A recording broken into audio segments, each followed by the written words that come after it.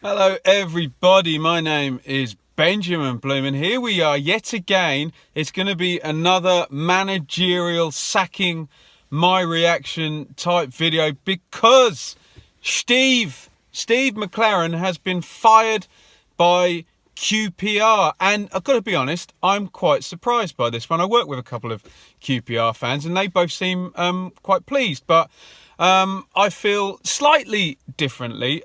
Before we go into how it's gone for McLaren, and we only really need to analyse this season because he only came in at the start of the season. Obviously, McLaren is big news and a big name because he was an England manager. Came through Manchester United, Alex Ferguson's assistant, off to Middlesbrough, that UEFA Cup run.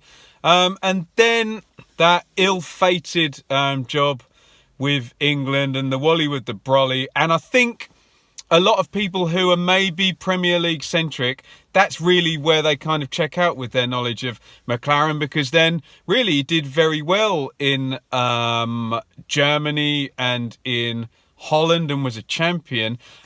Came back to Derby and a bit of a sliding doors moment with Derby because they were actually very good. And I think when Mel Morris at Derby looks back at his ownership, how different it would be if they'd won that playoff final.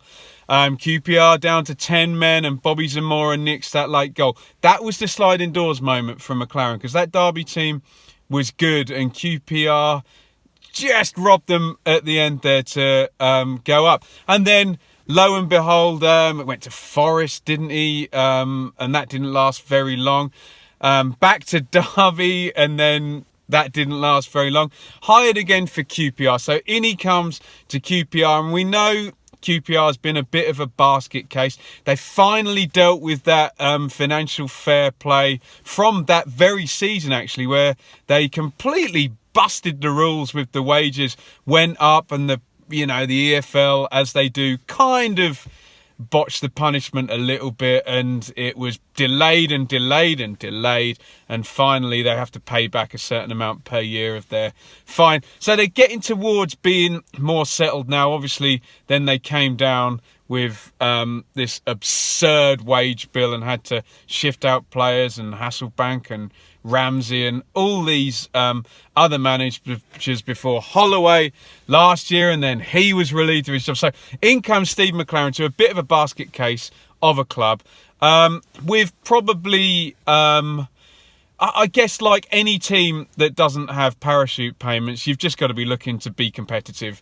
in the Championship and win more than you lose, basically.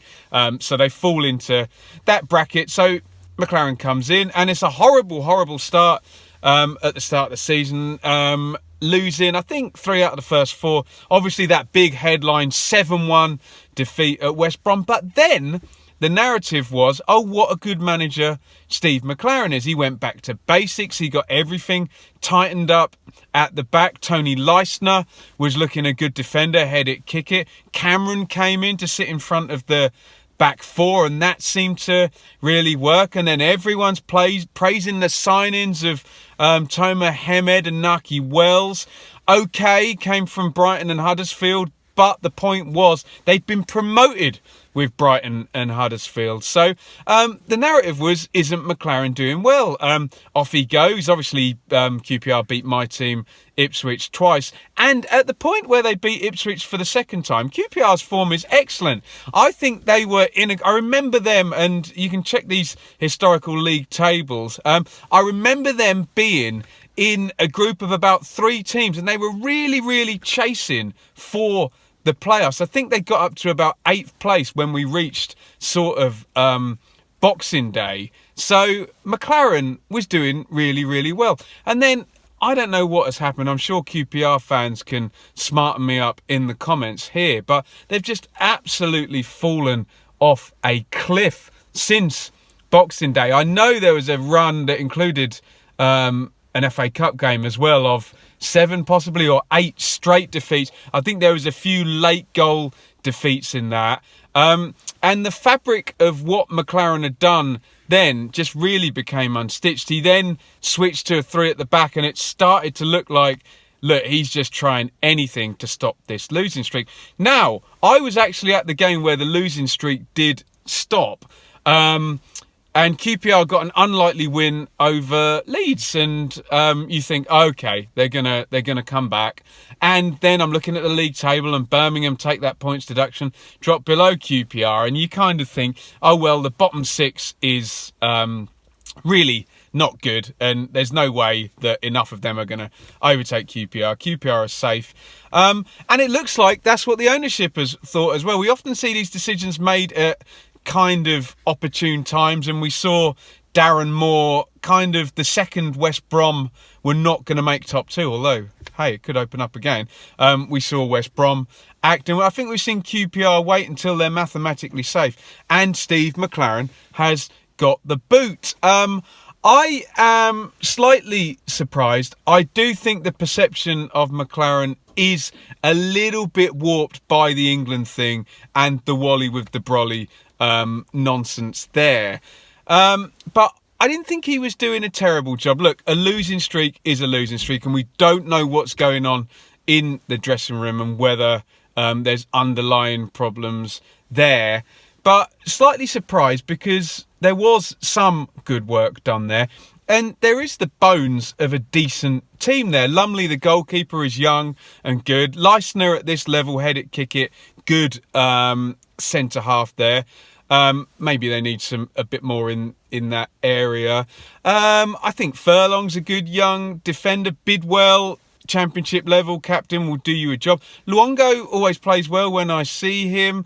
Wells and Hammond I know are on loan, but it looks like, there was enough budget to, if you are going to do loans, then that can be competitive. Voslek, or however you pronounce it, the Pole, always plays well, and again at this level can be a good player.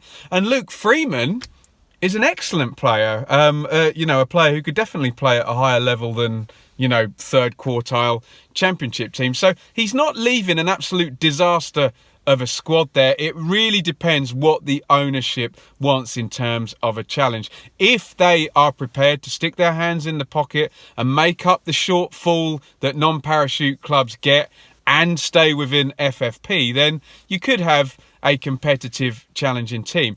If, however, I'm looking at the Ipswich Town example, they are an ownership that's not prepared to make up the shortfall, and they're expecting somebody to do something more than McLaren can do, then really, I don't know what they're expecting on the type of budgets. Obviously, I'm not at QPR every week, so I can't speak of game to game, but just general big picture, I don't know where QPR are expecting to finish. Probably, given some of the players there and the fact that they were 8th, they'd probably be thinking second quartile and in a good season challenging for playoffs.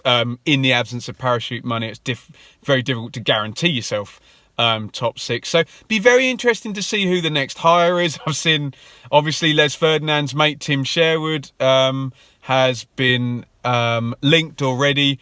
Gary Rowett will always sniff about a championship job there, so be interested to see what happens next.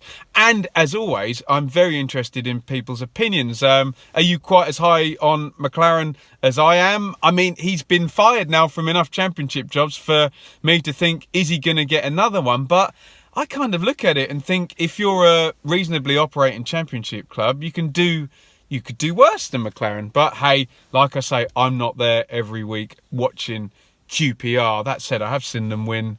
Hey, I've seen them win 2 or 3 times this season when I've seen them play. I've seen them beat Leeds and I've seen them beat Ipswich twice, although that's not necessarily the biggest badge of honour. So really interested in people's comments.